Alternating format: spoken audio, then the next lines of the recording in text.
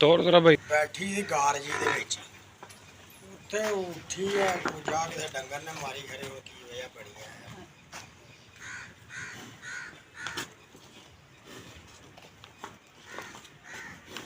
ਆ ਉੱਠੇ ਪਾਸੇ ਨੂੰ ਨਾ ਵਾੜੇ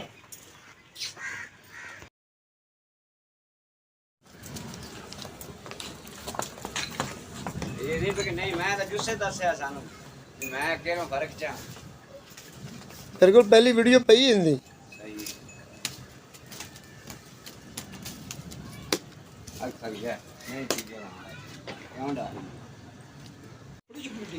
ਤੋੜ ਤੇਰਾ ਬਾਈ ਬੈਠੀ ਦੀ ਗਾਰ ਜੀ ਦੇ ਵਿੱਚ ਉੱਥੇ ਉੱਠੀ ਆ ਕੋਈ ਜਾ ਕੇ ਡੰਗਰ ਨੇ ਮਾਰੀ ਖਰੇ ਉਹ ਕੀ ਹੋਇਆ ਬੜੀ